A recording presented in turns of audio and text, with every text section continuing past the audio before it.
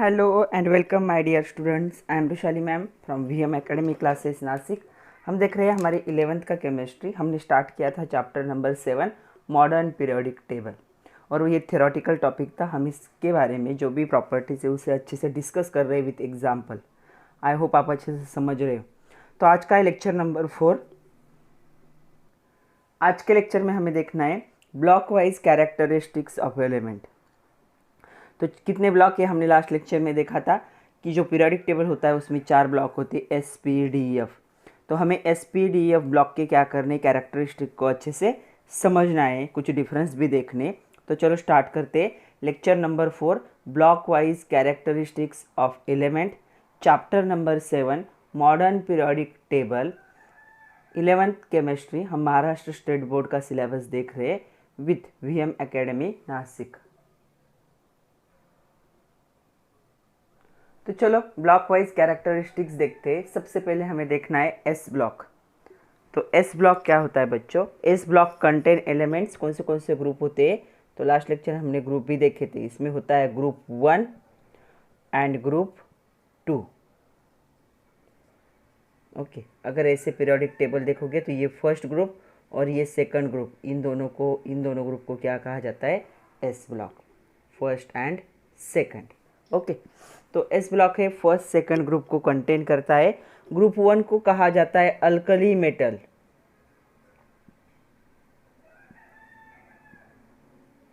और ग्रुप 2 को कहा जाता है अल्कलाइन अर्थ मेटल। तो ये पूरा चैप्टर देखना है हमें, alkali and alkaline earth metal. तब हम डिस्कस करेंगे कि इसे अल्कली और इसे अल्कलाइन मेटल क्यों कहा जाता है। अभी सिर्फ नाम याद रखो।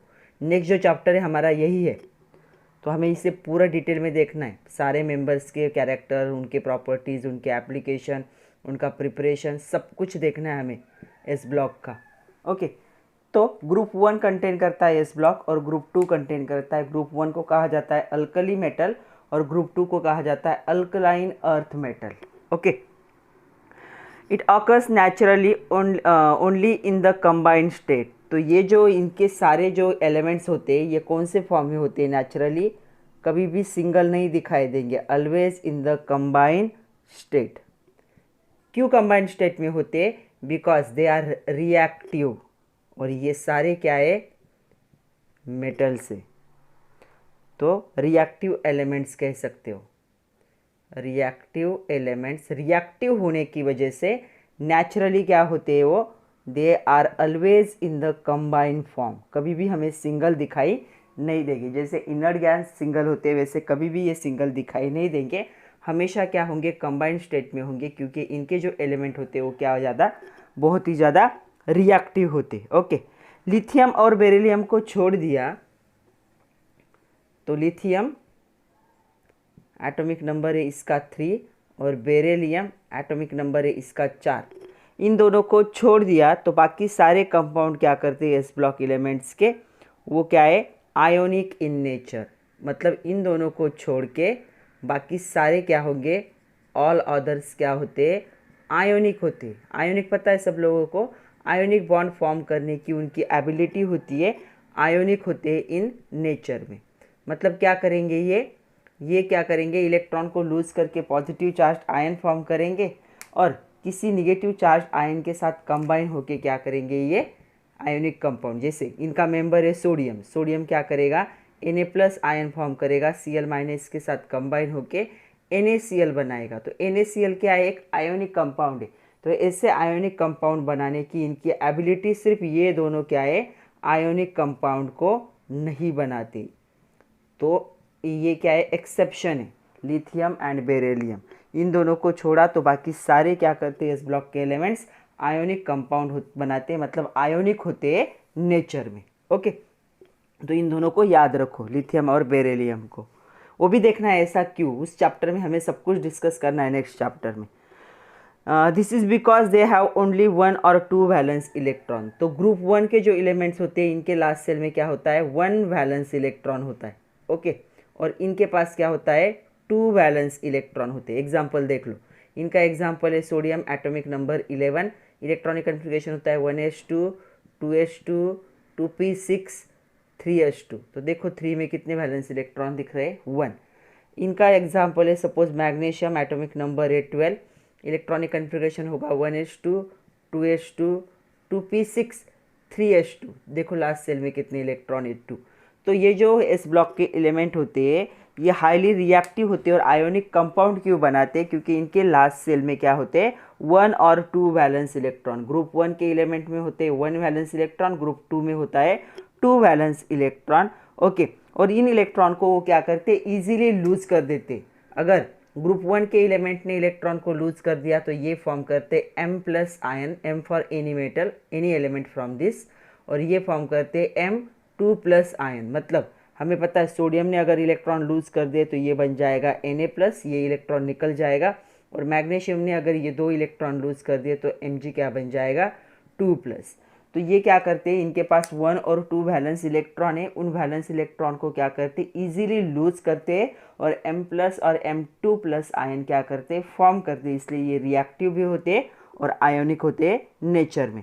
ओके, नेक्स्ट देखो, नेक्स्ट पॉइंट के नेक्स्ट प्रॉपर्टी क्या है, they can lose the electrons easily. ये इलेक्ट्रॉन को इजीली लूज तो करते, ये एक इलेक्ट्रॉन, हमें पता है मेटल की क्या टेंडेंसी होती है for stability, they lose electron.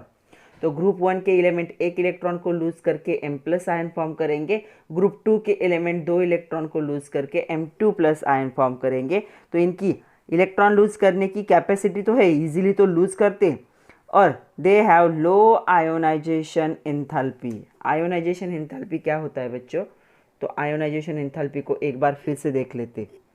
तो आयोनाइजेशन एंथैल्पी मतलब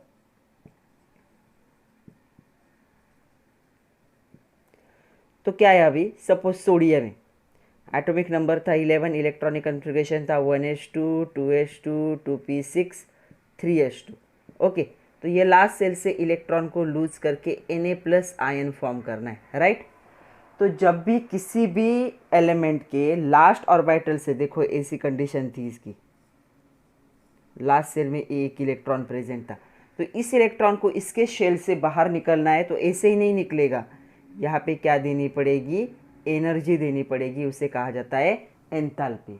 मतलब एनर्जी देनी पड़ेगी तब ये क्या करेगा, अपने आउटर मोस्ट सेल का इलेक्ट्रॉन क्या करेगा, लूज करेगा। ओके, और लूज करके क्या फॉर्म कर रहा है, आयन। मतलब आयोनाइजेशन के लिए, आयन के कन्वर्जन के लिए जो एनर्जी दी जाती है उसे क्या कहा जाता है, आयोनाइजेशन एंथैल्पी। जितना इस न्यूक्लियस ने इसे होल्ड करके रखा होगा आउटर मोस्ट इलेक्ट्रॉन को, उतनी ज़्यादा एनर्जी लगेगी उससे इलेक्ट्रॉन को सेपरेट करने में। अगर किसी ने पकड़ के रखा है तो आपको उससे हाथ से निकालने में क्या करनी पड़ती है, एनर्जी वेस्ट करनी पड़ती। वैसे ही आउटर मोस्ट सेल के इलेक्ट्रॉन क्या होते हैं, वो अट्रैक्ट होते हैं टुवर्ड्स द न्यूक्लियस, ये कंटिन्यूसली मूव होते हैं न्यूक्लियस के अराउंड, लेकिन न्यूक्लियस ने उसे क्या करके रखा है, अपने आउटर मोस्ट सेल में होल्ड करके रखा है।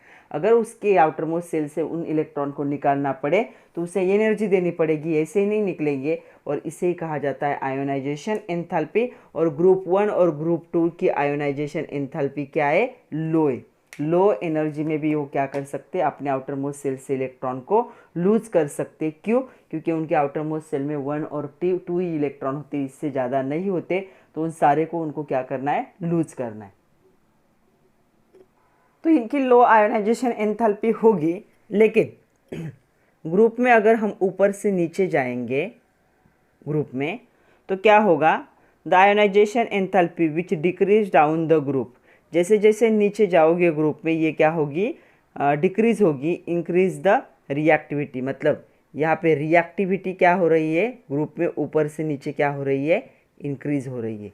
जितनी कम एनर्जी लगेगी इनके इलेक्ट्रॉन को निकालने में आउटर मोस्ट सेल के, उतनी रिएक्टिविटी क्या होती है, ज़्यादा होती है। ओके, तो टॉप टू बॉटम अगर जाओगे किसी भी ग्रुप में तो क्या होती है, आयोनाइजेशन एंथैल्पी कम कम होते जाएगा। मतलब सपोज पहला मेंबर था लिथियम, उसके आउटर मोस्ट सेल से इलेक्ट्रॉन निकालना क्या था, थोड़ा सा हार्ड है। उसके बाद सोडियम है, सोडियम का इजी, सोडियम के बाद पोटेशियम, पोटेशियम का और इजी, उसके बाद नेक्स्ट है उसका और इजी है। तो जैसे जैसे ग्रुप में ऊपर से नीचे जाओगे क्या होगा, आयोनाइजेशन एंथैल्पी और कम होता जाएगा। मतलब कम एनर्जी में आउटर मोस्ट सेल से इलेक्ट्रॉन निकल जाएगा, इसीलिए टॉप टू बॉटम रिएक्टिविटी क्या होती है, इनकी इंक्रीज होती है। सेकंड हमें देखना है पी ब्लॉक। तो अभी आपके 11th में हमें एस ब्लॉक और पी ब्लॉक का पूरा चैप्टर देखना है, मतलब एक एक चैप्टर है उस पर पूरे, हमारे नेक्स्ट 2 चैप्टर वही है, P block element, S block element and P block element. D and F block को हमें 12th में देखना है, तो मतलब पूरा पीरियोडिक टेबल हमारा अच्छे से हो जाएगा 11th और 12th में। तो चलो अभी पी ब्लॉक को थोड़ा सा और सिर्फ ऊपर ऊपर से देखना है आज हमें, क्योंकि पूरा चैप्टर डिटेल में देखना ही है। तो कभी कभी क्वेश्चन आता है मेन ग्रुप एलिमेंट किसे कहा जाता है। तो जो मेन ग्रुप एलिमेंट्स होते हैं, तो जो पी ब्लॉक के एलिमेंट होंगे, तो पी ब्लॉक के जो एलिमेंट्स होते हैं अलॉन्ग विथ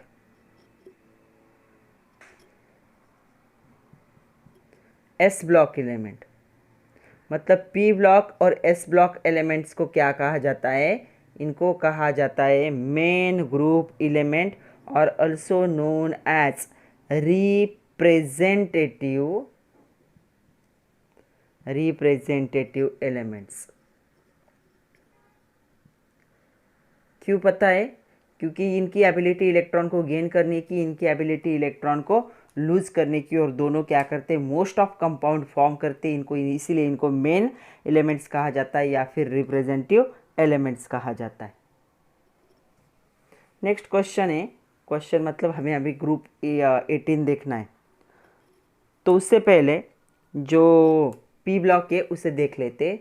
तो ये पी ब्लॉक जो है कहाँ से स्टार्ट होता है, पी ब्लॉक ग्रुप 13 से लेकर ग्रुप 18 तक। ओके,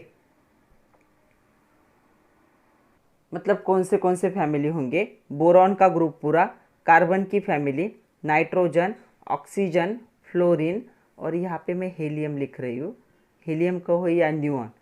तो ये होगा 13, 14, 15, 16, 17 और 18। तो ये जो साइड होती है पीरियोडिक टेबल की, इस साइड, तो इसे क्या कहा जाता है, पी ब्लॉक। इसमें से ये जो 3 है ये अभी हमें देखने हैं 11th में, और इन तीनों को हमें 12th में देखना है, पूरा चैप्टर देखना है ग्रुप 16, 17, 18 को। ओके, तो ये क्या है, पी ब्लॉक एलिमेंट है, ग्रुप 13 से स्टार्ट होता है, ग्रुप 18 पे क्या होगा, एंड होगा। ओके, तो सबसे पहले अभी हमें पी ब्लॉक में ग्रुप 18 की बात करनी है। तो ग्रुप 18 पता है आप लोगों को, ग्रुप 18 को कहा जाता है इनर्ट गैसेस। इनर्ट गैसेस क्यों कहा जाता है, या नोबल गैसेस भी कहा जाता है, बिकॉज उनकी रिएक्टिविटी क्या है, बहुत ही कम है, नहीं के बराबर है। ओके, तो inert gases are highly stable, बहुत ज़्यादा स्टेबल होते हैं। तो इसमें हमेशा एक क्वेश्चन आता है, group 18 elements do not participate in chemical reaction, ये केमिकल रिएक्शन में पार्टिसिपेट क्यों नहीं करते, ऐसा क्वेश्चन पूछा है। तो ग्रुप 18 के जो एलिमेंट्स होते हैं, मतलब होगा हीलियम, उसके बाद होगा नियॉन, उसके बाद होगा आर्गॉन, उसके बाद होगा क्रिप्टॉन, जेनॉन, ऐसे जो एलिमेंट्स है ये क्या है, रिएक्टिविटी इनकी बहुत कम है और किसी भी केमिकल रिएक्शन में पार्टिसिपेट नहीं करते। क्यों? क्योंकि इसका इलेक्ट्रॉनिक कन्फिग्रेशन है 1s2, ये अपना क्या कंप्लीट कर रहा है, डुप्लेट कंप्लीट कर रहा है। इसका इलेक्ट्रॉनिक कन्फिग्रेशन है 1s2, 2s2, 2p6, ये अपना क्या कंप्लीट कर रहा है, ऑक्टेट कंप्लीट कर रहा है, और नीचे सब क्या कर रहे हैं, अपना ऑक्टेट कंप्लीट कर रहे हैं। ओके, तो group 18 element is the P block element and include the noble gases कह सकते हो या फिर inert gases. They are close valence shell, इनकी वैलेंस शेल क्लोज होती, क्लोज क्यों, देखो अगर इसकी देखोगे तो लास्ट सेल में 2 इलेक्ट्रॉन है, इसका अगर देखोगे पी ऑर्बिटल तो देखो 3 ब्लॉक होते हैं और कितने इलेक्ट्रॉन है, इसके पास 6 इलेक्ट्रॉन है, मतलब पूरी तरह से क्लोज हो चुकी, पूरी तरह से कंप्लीटली फील्ड इनका लास्ट ऑर्बिटल है। हीलियम अपना डुप्लेट कंप्लीट करता है और बाकी नोबल गैसेस अपना ऑक्टेट कंप्लीट कर रहे हैं, therefore they show very low chemical reactivity, ना के बराबर रिएक्टिविटी है, और किसी भी रिएक्शन में रेडिली पार्टिसिपेट नहीं करते। अभी तो जेनॉन के बहुत सारे कंपाउंड मिले हैं, लेकिन बाकी किसी के भी कोई भी कंपाउंड फॉर्मेशन नहीं हो सकते। क्यों? क्योंकि इनके लास्ट सेल में इलेक्ट्रॉन को एंटर करने के लिए, कॉम्बिनेशन के लिए, लूज गेन या शेयर करके इलेक्ट्रॉन को रखने के लिए इनके पास जगह ही नहीं है, इसलिए ये क्या है, केमिकली क्या होंगे, ये केमिकली इनर्ट होते हैं या फिर लेस रिएक्टिव होते हैं, ग्रुप 18। अभी थोड़ा ग्रुप 17 और 16 के बारे में बात करते हैं। तो मैं यहाँ पे लिख रही हूँ ग्रुप 16 और 17, इनको हमें 12th में एकदम डिटेल में देखना है। तो पहले हम बात करेंगे ग्रुप 17 के बारे में। तो जो 17 होती है, 18 देखिए, अभी 17 देखते। 17 को क्या कहा जाता है? ग्रुप 17 होती है फ्लोरीन फैमिली। इनको क्या कहा जाता है बच्चों? इनको हैलोजन कहा जाता है। हैलोजन्स पता है? तो हैलोजन क्यों कहा जाता है? हैलो का मीनिंग होता है सॉल्ट और जन मतलब फॉर्मेशन। तो जो लैटिन लैंग्वेज सॉरी जो लैटिन लैंग्वेज है उसमें हैलो का मीनिंग होता है सॉल्ट और जन मतलब फॉर्मेशन। तो ये सॉल्ट फॉर्म करने वाले क्या होते हैं? एलिमेंट्स होते हैं, इसीलिए इनको क्या कहा जाता है? हैलोजन कहा जाता है। तो ग्रुप 17 जो है ये क्या है? नॉन मेटल है। नॉन मेटल है और क्या है ये? इनको कहा जाता है हैलोजन कहा जाता है। और जो ग्रुप 16 है, ग्रुप 16 ये भी क्या है? नॉन मेटल है। इनको कहा जाता है चाल्कोजेंस। चाल्कोजेंस मतलब ये क्या है? बहुत सारे ओर्स के फॉर्म में होते, कंबाइन फॉर्म में होते हैं ग्रुप 16 के एलिमेंट। तो इनको कहा जाता है चाल्कोजन।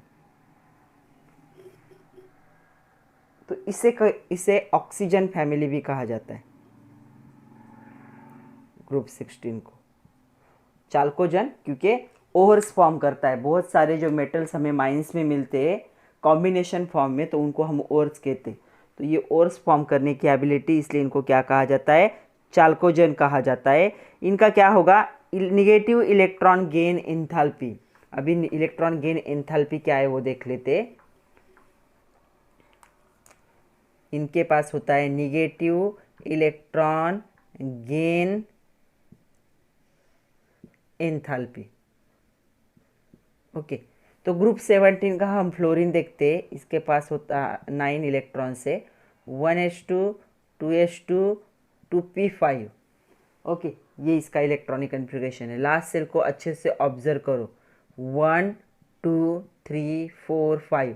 अगर एक और इलेक्ट्रॉन आता तो क्या करता? ये कंप्लीट कर लेता अपने ऑर्बिटल को। और हमें पता है completely filled orbitals are highly stable. तो हाईली स्टेबल होते हैं कंप्लीटली फिल्ड ऑर्बिटल। तो ये क्या करता? बाहर से एक इलेक्ट्रॉन अगर यहाँ पे आ जाता है ऐसे, तो ये कंप्लीटली फील्ड करता। तो ये क्या करेगा? इलेक्ट्रॉन को दूसरों से खींचेगा। उसे क्या कहा जाता है? गेन। तो इलेक्ट्रॉन गेन कर रहा है ये। ओके, तो इलेक्ट्रॉन गेन करने में भी एनर्जी लगेगी। जब वो इलेक्ट्रॉन को लाता है और अपने लास्ट सेल में रखता है, तो ये एनर्जी को क्या करता है? एनर्जी को रिलीज करता है। जब भी स्टेबिलिटी होती है बच्चों, तो एनर्जी क्या होती है? रिलीज होती है। हर कोई स्टेबल कब होता है? जब उसकी एनर्जी लोअर होगी तब। तो ये हम एटॉमिक स्ट्रक्चर में भी देख चुके हैं कि एनर्जी लोअर होगी तब क्या होती है? स्टेबिलिटी। तो ये क्या करेगा? जब इस लास्ट सेल में इलेक्ट्रॉन को गेन करेगा तब क्या करेगा? एनर्जी को रिलीज करेगा। और जब एनर्जी को रिलीज करता है तो जितनी ज़्यादा निगेटिव एनर्जी होगी उतना क्या है? वो फास्ट क्या होगा? रिएक्शन दिखाएगा। तो ये जो ग्रुप 16 और 17 के एलिमेंट्स होते हैं उनका होता है इलेक्ट्रॉन गेन एंथैल्पी। मतलब लार्ज अमाउंट ऑफ एनर्जी क्या करते हैं? वो रिलीज करते हैं when electron is added into last orbital. Okay, तो इलेक्ट्रॉन को गेन करने के बाद क्या कर सकते ये? तो ये जो ग्रुप 17 के एलिमेंट्स है ये फॉर्म करते हैं, यहाँ पे हम कह सकते हैं एक्स फॉर एनी मेटल। तो इनका होता है माइनस, इनको एक ही इलेक्ट्रॉन की ज़रूरत है इसलिए एक ही माइनस चार्ज आता है। और इनका होता है एक्स अगर एनी एलिमेंट कहे तो -2, जैसे कि O2 माइनस H2 माइनस ऐसे एलिमेंट। यहाँ पे F minus Cl minus Br minus ऐसे एलिमेंट्स को क्या करते ये फॉर्म करते। ओके, तो इलेक्ट्रॉन को क्या करेंगे? लूज करेंगे, सॉरी गेन करेंगे 1 और 2 इलेक्ट्रॉन को अपने आउटर मोस्ट सेल में रखेंगे। और अपने आउटर मोस्ट सेल में रखे क्या करेंगे? वो एनायन को फॉर्म करेंगे। ग्रुप 17 X माइनस एनायन को फॉर्म करेंगे, ग्रुप 16 X2 माइनस एनायन को फॉर्म करेंगे और अपना ऑक्टेट क्या करेंगे? कंप्लीट करेंगे। Non metals present in group 17 and 16 are highly reactive. ये भी बहुत ज़्यादा रिएक्टिव है क्योंकि इसको अपना आउटर मोस्ट शेल कंप्लीट करने के लिए एक इलेक्ट्रॉन की ज़रूरत है 17 वाले को, और इसको 2 इलेक्ट्रॉन की ज़रूरत है। वो किसी से भी उनको क्या कर सकता है, गेन कर सकता है, किसी भी मेटल से। इसीलिए ये क्या होते, हाईली रिएक्टिव होते। चलो कुछ क्वेश्चन देखते हैं।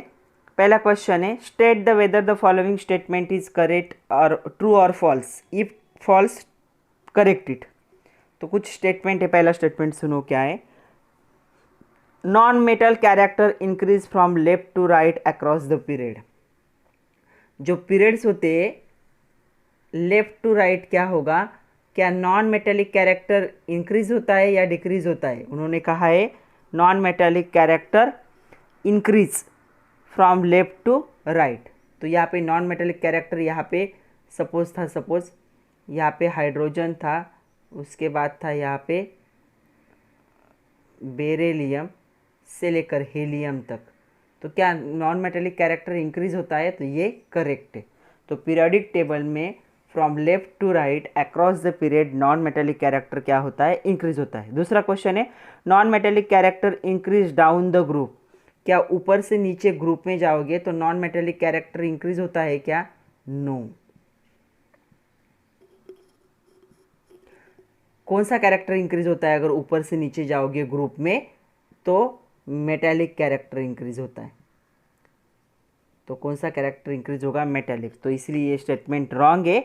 Non metallic character decreases down the group. ऊपर से नीचे जाओगे तो डिक्रीज होगा, क्यों, मेटेलिक कैरेक्टर क्या हो रहा है, इंक्रीज हो रहा है।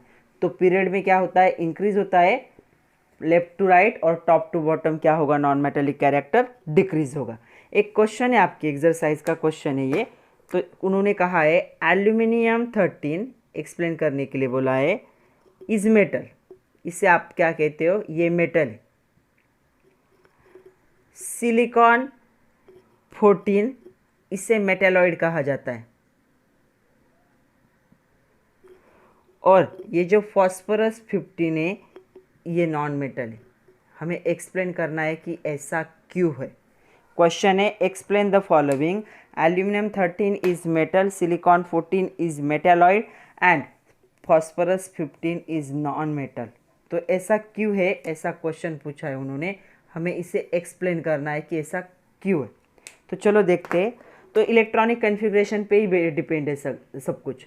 तो इसका इलेक्ट्रॉनिक कन्फिग्रेशन क्या होगा, 1s2 2s2 2p6 3s2 3p1।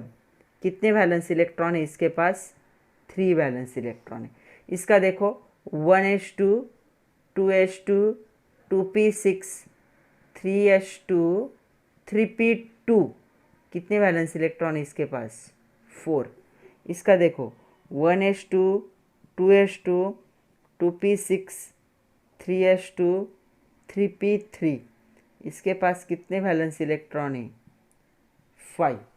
Okay, valence electron means electron present in outer most और लास्ट एनर्जी लेवल। तो इसकी लास्ट एनर्जी लेवल 3 है, उसमें 3 इलेक्ट्रॉन, इसकी भी 3 है जहाँ पे 4 इलेक्ट्रॉन, इसकी भी 3 है जहाँ पे 5 इलेक्ट्रॉन। ये नेबर है, एल्यूमिनियम सिलिकॉन फॉस्फोरस, ऐसे पीरियोडिक टेबल में लेफ्ट टू राइट जा रहे।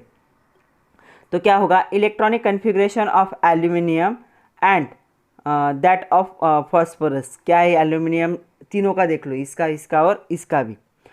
From their electronic configuration, we conclude that the p block element since last electron enter in p orbital। इनका last electron p orbital में enter करता है, मतलब तीनों भी किसके मेंबर है, p block के एलिमेंट है। वो तो अभी हमें आइडेंटिफाई करते आता है। p block की में क्या होते हैं, मेटल्स भी होते हैं, नॉन मेटल्स भी होते हैं और मेटालॉइड्स भी होते हैं। बट p block में जो है मेटल और नॉन मेटल झिकझैक लाइन से क्या किया गया है, उनको सेपरेट किया है, और मेटालॉइड क्या है, उनके साथ ही प्रेजेंट है। ओके, जिगजैग लाइन जो होती है वहाँ पे मेटालॉइड प्रेजेंट होते। तो क्या होगा यहाँ पे, ये जो है सिलिकॉन 14 ये मेटालॉइड है, एल्यूमिनियम 13 क्या है, वो जिगजैग लाइन पे देखोगे तो एल्यूमिनियम 13 क्या है, मेटल है, और ये क्या है यहाँ पे, नॉन मेटल है। ओके, तो जिगजैग लाइन को छोड़ो, यहाँ पे अभी ध्यान दो मैं क्या बता रही हूँ।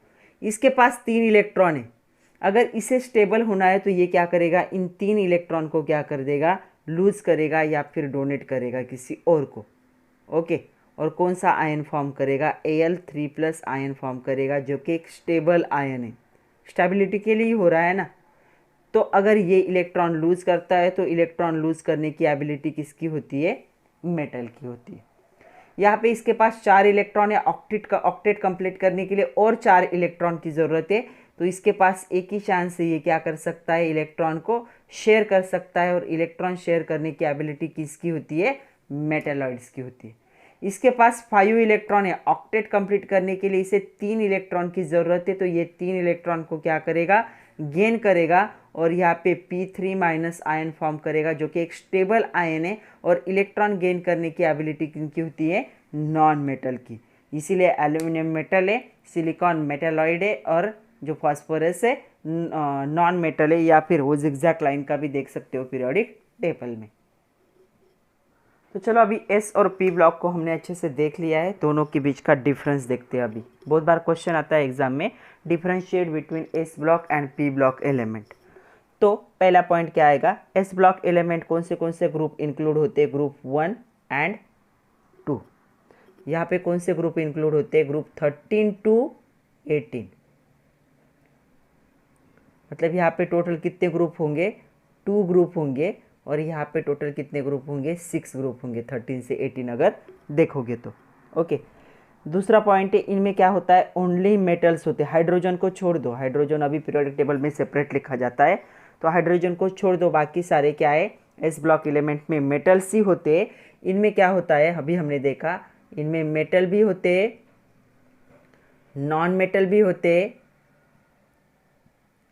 और मेटेलॉइड भी होते।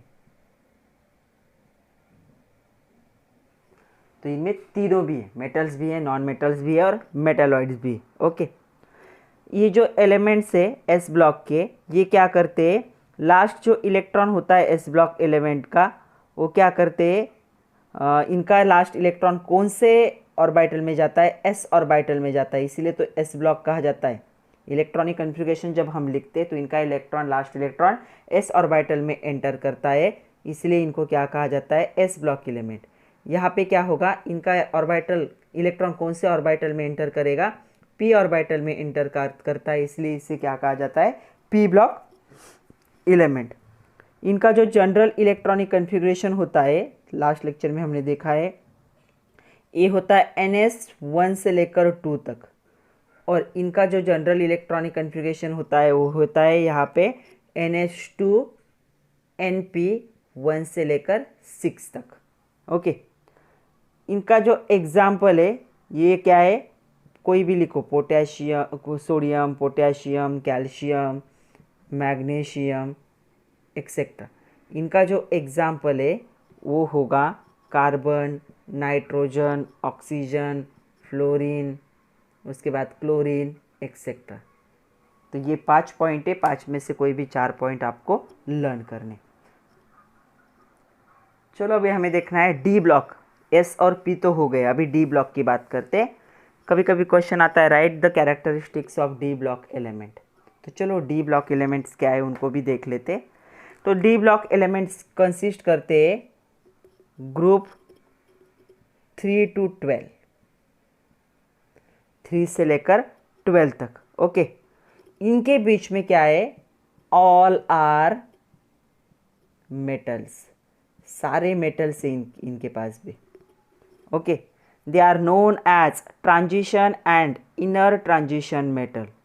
ओके, तो इनको क्या कहा जाता है, ट्रांजिशन मेटल, ट्रांजिशन मेटल कहा जाता है, and inner transition metal F block को कहा जाता है। इनको ट्रांजिशन मेटल्स कहा जाता है या फिर ट्रांजिशन एलिमेंट्स कहा जाता है। इनर ट्रांजिशन एफ ब्लॉक को कहा जाता है, तो इनको कहा जाएगा ट्रांजिशन मेटल्स। ट्रांजिशन मेटल्स क्यों कहा जाता है, देखो पीरियोडिक टेबल को देखोगे तो ये हो गया एस ब्लॉक, ये हो गया डी ब्लॉक और इस साइड में ये क्या है, पी ब्लॉक। तो ये एस और पी को ब्लॉक को जोड़ने वाला क्या है, ये ब्रिज है अगर केमिकली देखा जाए तो क्या है, इसकी रिएक्टिविटी एस और पी के बीच में होगी। मतलब reactivity of D block element is in between S and P block, तो इसके बीच में होती है। ये जो एलिमेंट्स होंगे 13 और 13 14 के, इनसे इनकी रिएक्टिविटी कम होती है, इनसे ज़्यादा होती है। ओके, तो क्या होगा, they form bridge between the chemically reactive S block element and less reactive group 13 and 14। तो इनके बीच में ये क्या होते, प्रेजेंट होते D block element. Most of D block elements possess the partial field inner D orbital. तो इनका जो है, इनको डी ऑर्बिटल क्यों कहा जाता है ये भी पता है हमें, क्योंकि लास्ट इलेक्ट्रॉन क्या है, डी ऑर्बिटल में चला जाता है, और डी ऑर्बिटल क्या होता है, यहाँ पे पार्शियल फील्ड होता है, मतलब सारे इलेक्ट्रॉन्स प्रेजेंट नहीं होते। पार्शियल फील्ड क्या होगा, इनके पास डी ऑर्बिटल होगा। तो कोई एक एग्जाम्पल भी देख लो, जैसे एग्जाम्पल कोई भी एक देख लेते, जैसे कि आयन को देखते, 26 नंबर है, 1s2 2s2 2p6 3s2 3p6 4s2 3d6। तो देखो डी ऑर्बिटल को, कितने इलेक्ट्रॉन्स है इसके पास, 6, 1 2 3 4 5 6। पार्शियली फील्ड क्या है इसके पास, डी ऑर्बिटल होता है। तो ये जो most of D block element है, they have the partial filled D orbital. As result D block elements have the properties such as variable oxidation state. तो इनकी ऑक्सीडेशन स्टेट स्टेबल नहीं होती बच्चों, इनकी जो ऑक्सीडेशन स्टेट होती है, ऑक्सीडेशन स्टेट पता है ना, हमने देखा है पूरा chapter. Oxidation state, oxidation number भी कह सकते हो, क्या होती है, वेरिएबल होती है, मतलब एक से ज़्यादा होगी। यहाँ पे सिर्फ जिंक ऐसे होता है डी ब्लॉक में जिसकी ऑक्सीडेशन स्टेट +2 है, बाकी सबकी क्या है, एक से ज़्यादा क्या है, ऑक्सीडेशन स्टेट है। तो वेरिएबल ऑक्सीडेशन स्टेट होती है इनकी।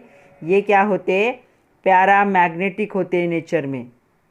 तो पैरामैग्नेटिज्म भी हम देख चुके हैं।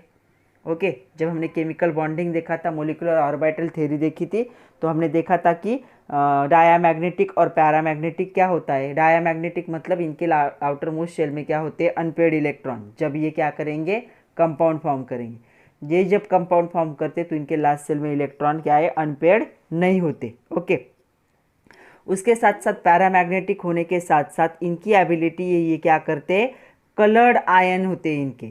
मतलब आपके केमिस्ट्री लैब में जितने भी आपको कलर्ड केमिकल दिख रहे हैं, उनका कोई ना कोई जो है मेंबर, वो क्या होगा, डी ब्लॉक का एलिमेंट होगा। तो डी ब्लॉक के एलिमेंट की एबिलिटी होती है कि आयन को अलग अलग कलर देते, इसीलिए इनको यूज़ किया जाता है एज क्रिस्टल के तौर पे। ओके, तो इनको यूज़ किया जाता है एज अ क्रिस्टल।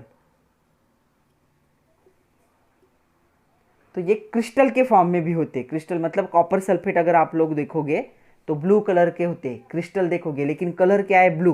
तो कॉपर सल्फेट को ब्लू कलर क्यों है, बिकॉज ऑफ कलर आयन। तो जो Cu++ आयन है वो क्या कर रहा है, उसे ब्लू कलर दे रहा है। अगर निकेल को देखोगे आप तो इसका कलर ग्रीन होता है, तो ग्रीन कलर कौन दे रहा है, Na आयन दे रहा है। आयन को देखोगे तो उसका आता है येलो या रेडिश येलो कलर। तो ऐसे अलग अलग कलर जो है वो क्यों आ रहे हैं, आयन की वजह से आ रहे हैं। और इनका जो वेरिएबल ऑक्सीडेशन स्टेट है, इसकी वजह से इनको यूज़ किया जाता है एज अ कैटालिस्ट। तो कैटालिस्ट के तौर पे इनको यूज़ किया जाएगा, क्यों, क्योंकि ये क्या करते हैं, रिएक्शन का रेट क्या कर सकते हैं, इंक्रीज कर सकते हैं। ऑक्सीडेशन स्टेट क्या है, वेरिएबल है।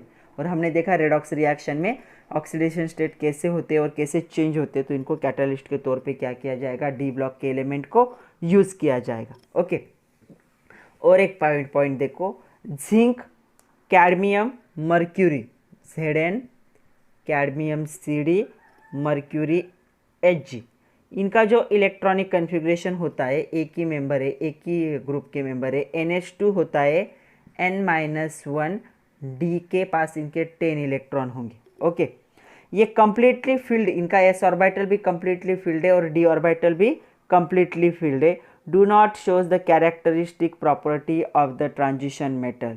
ये स्टेबल है, क्यों, क्योंकि इनके पास जगह ही नहीं इलेक्ट्रॉन को एंटर करवाने के लिए। इसलिए ये क्या होते हैं, जो ट्रांजिशन मेटल है उनसे थोड़े अलग प्रॉपर्टीज़ दिखाते। इनका ग्रुप कौन सा होगा, ग्रुप 12 होगा। तो ये ग्रुप 12 के जो एलिमेंट्स है, जिंक, कैडमियम, मर्क्यूरी, इनके पास इनका दोनों भी ऑर्बिटल कंप्लीटली फील्ड है, s ऑर्बिटल भी और d ऑर्बिटल भी। इसलिए ये स्टेबल होते हैं और ट्रांजिशन मेटल के सारे प्रॉपर्टीज़ को दिखाते नहीं। ओके, अभी क्वेश्चन है, एक आपको एक्सप्लेन करना है इस पे ही। तो जो है कॉपर, ये एक कलर्ड सॉल्ट फॉर्म करता है, जैसे मैंने अभी बताया ब्लू कलर्ड।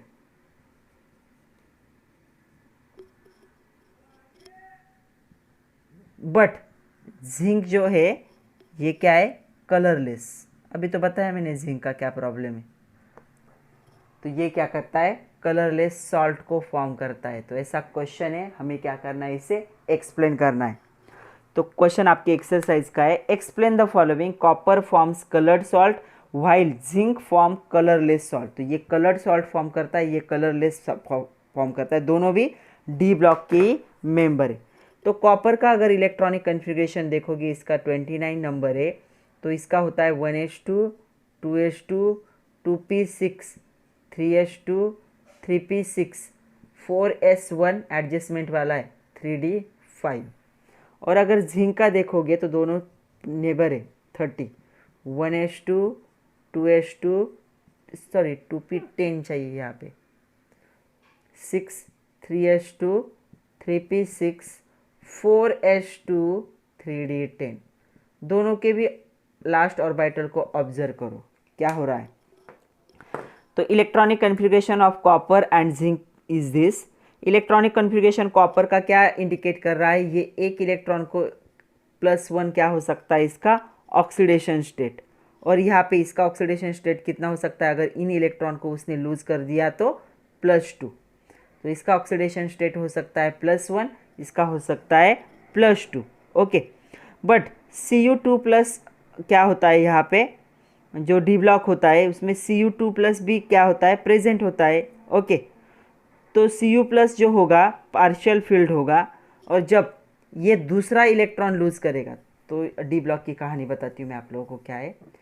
तो डी ब्लॉक जब पहला इलेक्ट्रॉन लूज करता है तो वो कहाँ से करता है, 4s से। दूसरा इलेक्ट्रॉन जब वो लूज करता है वो भी कहाँ से करता है, 4s से। जब तीसरा इलेक्ट्रॉन लूज करने की बारी आती है तो वो कहाँ से करता है, 3d से। ये आपको याद रखना है, हमें 12th में भी देखना है इसे। तो इसने क्या किया, Cu+ आयन जब फॉर्म हुआ तो यहाँ से एक इलेक्ट्रॉन को लूज कर दिया, फिर इसका s ऑर्बिटल कंप्लीटली एम्प्टी हो गया। लेकिन जब Cu2+ आयन फॉर्म करने की बारी आई तो उसे अपने इस ऑर्बिटल में से एक इलेक्ट्रॉन को निकालना पड़ा, जिसकी वजह से डी ऑर्बिटल क्या होगा, यहाँ पे पार्शियली फील्ड हो गया। इसीलिए Cu+ क्या करता है, कलर्ड सॉल्ट फॉर्म करता है। ओके, जिंक में क्या होगा, जिंक का ये क्या है, कंप्लीटली फील्ड है। जब जिंक को एक इलेक्ट्रॉन लूज करना है तो 4s से करेगा, दूसरा भी क्या करेगा, 4s से करेगा, 3d उसका क्या है, कंप्लीटली फील्ड ही रहेगा। इसीलिए जो जिंक होते हैं वो क्या होते हैं, कलरलेस सॉल्ट। तो जब कॉपर अपना Cu2+ आयन फॉर्म करता है तब क्या करता है, उसका डी ब्लॉक क्या है, पार्शियल फील्ड हो जाता है, इसलिए वो कलर्ड सॉल्ट फॉर्म करेगा। और जो जिंक है एक या दो इलेक्ट्रॉन लूज करने के लिए अपने 4s के इलेक्ट्रॉन यूज करेगा, 3d के इलेक्ट्रॉन कंप्लीटली फील्ड रहते हैं, इसलिए वो क्या होगा, कलरलेस सॉल्ट होगा। चलो अभी एफ ब्लॉक एलिमेंट्स को देखते हैं, एफ ब्लॉक के कैरेक्टर को देखते हैं थोड़ा सा। तो एफ ब्लॉक एलिमेंट्स क्या है, इनमें भी क्या होते हैं, ऑल मेटल्स, सारे मेटल्स होंगे इनके पास। दो अलग सीरीज होती है पीरियोडिक टेबल के नीचे, उनको कहा जाता है लैंथेनाइड, पता है ना, एंड एक्टिनाइड सीरीज। तो ये लैंथेनाइड सीरीज 58 से स्टार्ट होके 71 पे ख़त्म होगी, और एक्टिनाइड सीरीज थोरियम 90 पे स्टार्ट होके LR 103 पे क्या होगी, ये ख़त्म होगी।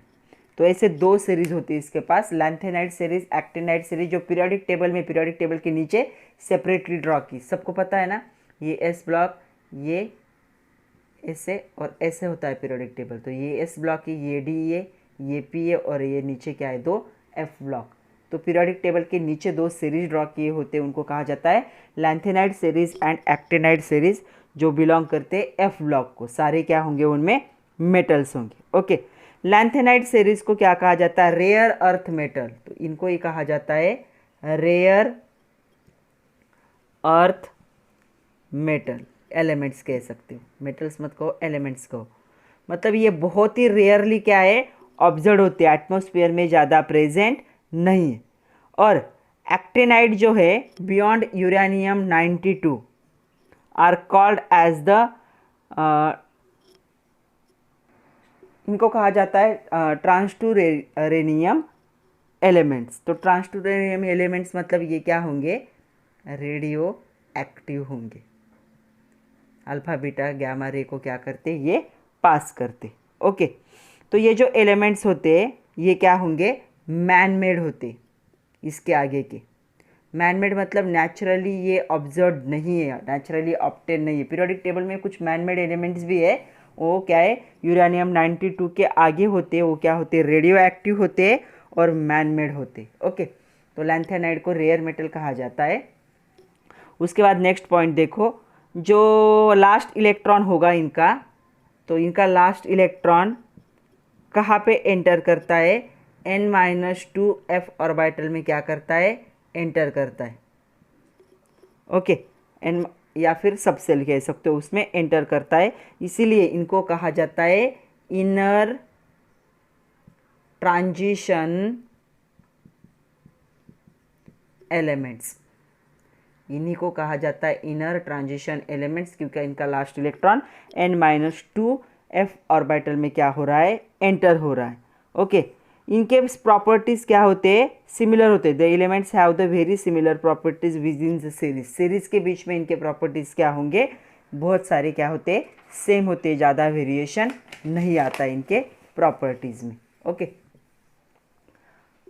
अभी इस पे एक क्वेश्चन है, what is lanthanide and actinide series. तो लैंथेनाइड सीरीज और एक्टिनाइड सीरीज के बारे में आप लोग लिख सकते हो। सपोज पहला है, हमने देखा है वही लिखना है आपको। लैंथेनाइड सीरीज क्या है, तो क्या है लैंथेनाइड सीरीज। ओके, ये लैंथेनाइड सीरीज जो है कहाँ से होती है, 14 आफ्टर द 14 एलिमेंट। इसमें कितने एलिमेंट्स होते हैं, 14 एलिमेंट्स होते हैं। और ये का क्या है, लैंथेनियम जो है, लैंथेनियम एक एलिमेंट है जिसका एटॉमिक नंबर कितना है, 57 है। इसके आगे स्टार्ट होती, तो इसके आगे कौन है, 58 कौन है, सेरियम है। सेरियम 58 से स्टार्ट होगी और यहाँ पे ल्यूटेटियम जिसका एटॉमिक नंबर 71 है, वहाँ पे क्या होगी, ये एंड होगी। ओके, ये जो होते हैं ये कहाँ पे प्रेजेंट होंगे, 6th पीरियड में प्रेजेंट होंगे और इनको क्या कहा जाता है, लैंथेनाइड्स कहा जाता है। ओके, पीरियोडिक टेबल में, मॉडर्न पीरियोडिक टेबल में इनको बॉटम में सेपरेट क्या मिली है, जगह मिली। ये हो गई लैंथेनाइड। एक्टिनाइड के बारे में क्या लिखोगे, तो जो एक्टिनाइड सीरीज़ है उसके बारे में क्या लिखोगे, ये जो एक्टिनाइड सीरीज़ है ये भी सेपरेटली नीचे ही लिखी जाती है। ये एक्टिनाइड के बाद क्या होती है, स्टार्ट होती है एक्टिनियम के बाद। एक्टिनियम नहीं होता इनका मेंबर, इसके बाद के मेंबर है। तो इनका पहला मेंबर होता है थोरियम, इसका एटॉमिक नंबर है 90 और इनका लास्ट मेंबर होगा लॉरेंशियम। ये ह्यूमन है, लॉरेंस नाम के साइंटिस्ट ने फाइंड आउट किया था, मैन मेड ये। इसका एटॉमिक नंबर होता है 103। यहाँ पे क्या होगा, एंड होगा। ओके, एक्टिनाइड के बाद आते हैं, इसलिए इनको एक्टिनाइड सीरीज कहा जाता है। और ये कौन से पीरियड में प्रेजेंट होते हैं, 7th पीरियड में क्या होते हैं, प्रेजेंट होते हैं। इनको भी पीरियोडिक टेबल में सेपरेट रखा गया है, एक्टिनाइड सीरीज नाम दिया, और मॉडर्न पीरियोडिक टेबल में इसे पीरियोडिक टेबल के नीचे ड्रॉ करते हैं विद द लैंथेनाइड सीरीज। अभी क्वेश्चन है, differentiate between D block and the F block element. तो डी ब्लॉक के बीच में और एफ ब्लॉक के बीच में क्या फ़र्क है, ऐसा क्वेश्चन बहुत बार आता है। ओके, तो चलो क्या क्या डिफरेंस देख लेते हैं। पहला डिफरेंस क्या है, इनका ग्रुप क्या होता है, 3 से लेकर 12 ग्रुप होता है। ओके, एफ ब्लॉक एलिमेंट इनके पास क्या होते हैं, 2 सीरीज होते हैं। पहला पॉइंट, एक होती है लैंथेनाइड सीरीज और एक होती है एक्टिनाइड सीरीज। तो इनके पास ऐसे कोई सेपरेट ग्रुप नहीं होगा, 2 सीरीज होते हैं इनके पास। ओके, ये कहाँ पे प्रेजेंट होते हैं, जब आप मॉडर्न पीरियोडिक टेबल देखोगे तो ये मिडल में होंगे। और ये जो मॉडर्न पीरियोडिक टेबल है ये कहाँ पे प्रेजेंट होते हैं, सेपरेट रो होते हैं बॉटम ऑफ पीरियोडिक टेबल। इनके लिए सेपरेट क्या है, रो है मॉडर्न पीरियोडिक टेबल में बॉटम में। ओके, इनको कहा जाता है ट्रांजिशन मेटल या ट्रांजिशन एलिमेंट्स। दोनों में मेटल है सारे हैं, तो सेम सेम प्रॉपर्टी नहीं लिखनी। इनको कहा जाता है इनर ट्रांजिशन एलिमेंट्स। ओके, इनका जो लास्ट इलेक्ट्रॉन है वो कहाँ पे, डी ऑर्बिटल में एंटर करता है या सबशेल में एंटर करता है। इनका जो लास्ट इलेक्ट्रॉन है ये कहाँ पे एंटर करेगा, एफ ऑर्बिटल में एंटर करेगा, इसलिए तो एफ ब्लॉक कहा जाता है। ये डी ब्लॉक में एंटर करेगा। इनका जो आउटर इलेक्ट्रॉनिक कन्फिग्रेशन होता है वो क्या होता है, NS022 N-1 D1 to 10। ऐसे इनका क्या होगा, जनरल इलेक्ट्रॉनिक कन्फिग्रेशन। इनका जनरल इलेक्ट्रॉनिक कन्फिग्रेशन क्या होता है, देखो NH2 कंप्लीटली फिल होता है, N-1 D1 to 10 0 to 10 होगा, और N-2 जो होता है F ब्लॉक, ये 1 to क्या होता है 14 होता है। ओके, तो ऐसे फील्ड होगा। और कोई भी दो एग्जाम्पल लिख दो, तो डी ब्लॉक के एग्जाम्पल कोई भी पता होंगे आपको, कॉपर, जिंक, क्रोमियम, वैनेडियम। यहाँ पे भी कोई भी लिख दो, जैसे हमने देखा सीरियम, थोरियम, यूरेनियम एक्सेट्रा। तो ये क्या है, इनके बीच का डिफरेंस है। तो कितने पॉइंट लिखे हमने 6 पॉइंट लिखे, इसमें से कोई भी 4 लर्न कर लो। चलो अभी एक क्वेश्चन है इस पे, last question. Chlorides of 2 metals are common laboratory chemicals and both are colourless. तो कोई भी सपोज एक X से एक Y है, ये क्लोरीन के साथ रिएक्ट होके कंपाउंड बना रहा है, लैबोरेटरी रिएजेंट है, इसमें से बोथ आर कलरलेस, ये भी कलरलेस है कंपाउंड और ये भी कलरलेस कंपाउंड है। दोनों भी क्या है, क्लोरीन के साथ रिएक्ट हो रहे हैं और कलरलेस कंपाउंड बना रहे हैं, जैसे कि आपके लैबोरेटरी में प्रेजेंट है। On the metal react vigorously with water. तो ये भी क्या हो रहा है, मेटल क्या कर रहा है, वाटर के साथ फास्ट रिएक्ट हो रहा है, वाइल अदर रिएक्ट स्लोली। तो ये जो पहला है ये क्या हो रहा है, वाटर के साथ फास्ट रिएक्ट हो रहा है, विगरस मतलब फास्ट, और ये क्या हो रहा है, वाटर के साथ रिएक्ट कर रहा है लेकिन कैसे, स्लो कर रहा है। Okay, place the 2 metals in the appropriate block. इन दोनों मेटल को हमें क्या करना है, एप्रोप्रिएट ब्लॉक देना है पीरियोडिक टेबल का, एस ब्लॉक के, पी ब्लॉक के, डी ब्लॉक के या फिर एफ ब्लॉक के, ऐसे बताना है पीरियोडिक टेबल, और आंसर को जस्टिफाई भी करना है। तो चलो इसे जस्टिफाई भी करते हैं और इसे अच्छे से देख भी लेते। तो मेटल पूछा है उन्होंने कि ये जो मेटल से 2 मेटल क्लोरीन के साथ रिएक्ट करके 2 केमिकल बना रहे हैं, दोनों भी केमिकल कलरलेस है। ये जो मेटल है, पहला मेटल वाटर के साथ फास्ट रिएक्ट होता है, दूसरा मेटल वाटर के साथ स्लो रिएक्ट होता है, और हमें उनका ब्लॉक बताना है, विथ रीज़न बताना है। ओके, तो हमें पता है जो मेटल्स होते हैं वो मेटल्स क्या है, ऑल ब्लॉक में प्रेजेंट होते हैं पीरियोडिक टेबल में। तो पीरियोडिक टेबल के सारे ब्लॉक में क्या है, मेटल्स प्रेजेंट है। इनर्ट गैसेस को छोड़ दिया तो बाकी सबके पास क्या है, मेटल्स प्रेजेंट है। तो पीरियोडिक टेबल सब ब्लॉक में, तो कौन से, एस में भी है, पी में भी है, डी में भी है और एफ में भी है। तो सारे ब्लॉक क्या है, मेटल्स प्रेजेंट होते हैं। Metals are present all the 4 blocks of periodic table.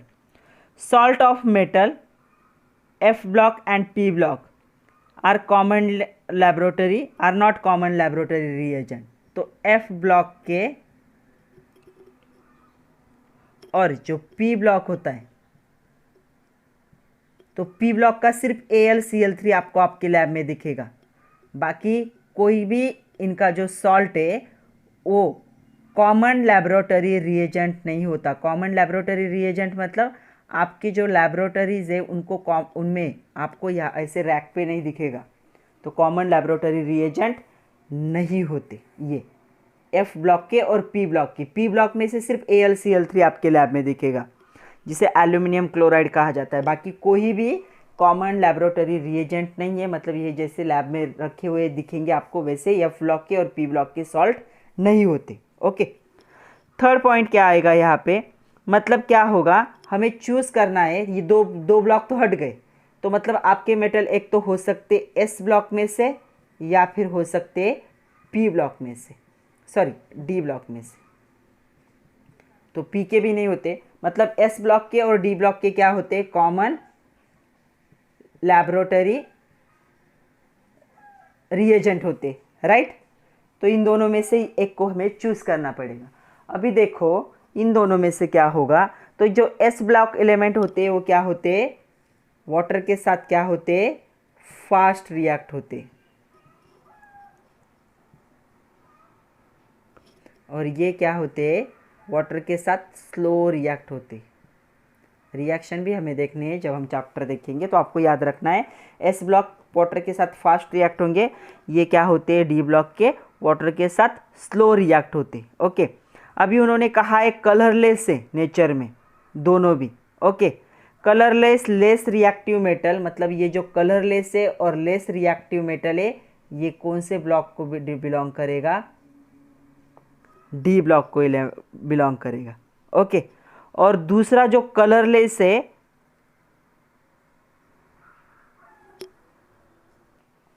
और दूसरा जो कलरलेस लेकिन वाटर के साथ फास्ट रिएक्ट हो रहा है, ये कौन से ब्लॉक को बिलोंग करेगा, एस ब्लॉक को बिलोंग करेगा। ये डी ब्लॉक को बिलोंग करता है। अभी तो हमने देखा कि डी ब्लॉक के एलिमेंट कलर्ड होते हैं, लेकिन डी ब्लॉक का कौन से एलिमेंट कलरलेस होते हैं, जिनका डी ऑर्बिटल क्या होता है, कंप्लीटली फील्ड होता है। तो डी ऑर्बिटल का ऐसे एलिमेंट होंगे वो जिनका क्या है, डी ऑर्बिटल क्या होगा, कंप्लीटली फील्ड होगा, इसलिए वो कलरलेस सॉल्ट को क्या कर रहे, फॉर्म कर रहे। तो वाटर के साथ स्लोली रिएक्ट होने वाले और कलरलेस होने वाले डी ब्लॉक के मेंबर होगा वो मेटल, और वाटर के साथ फास्ट रिएक्ट होने वाला और कलरलेस वो मेंबर किसका होगा, एस ब्लॉक का होगा। तो ये आपके टेक्स्ट बुक में दिया हुआ क्वेश्चन था। तो आज के लिए इतना ही था बच्चों। जो नेक्स्ट लेक्चर होगा उसमें हमें देखने periodic trend in the chemical in the elemental properties. तो अलग अलग प्रॉपर्टीज़ को हमें क्या करना है, डिटेल में देखना है। अगर 11th में सारे प्रॉपर्टीज़ अच्छे से समझ में आएंगे तो 12th के जो दो चैप्टर है, बहुत बड़े बड़े चैप्टर है, वो भी इजीली समझ आ जाएंगे। तो पढ़ते रहिए। आज का जो टॉपिक है उसे एक दो बार रिवाइज करके देखिए, सारे टर्म को अच्छे से समझ लीजिए। एस पी डी और एफ ब्लॉक के एलिमेंट क्या होते हैं, कैसे प्रॉपर्टीज़ होते हैं, इस पर ज़्यादा क्वेश्चन नहीं आते। क्वेश्चन तो नेक्स्ट टॉपिक पे आएंगे, लेकिन इससे रिलेटेड होगा नेक्स्ट टॉपिक। तो पढ़ते रहिए, नोट्स बनाइए, खुद का ख्याल रखिए। Thank you very much my dear students.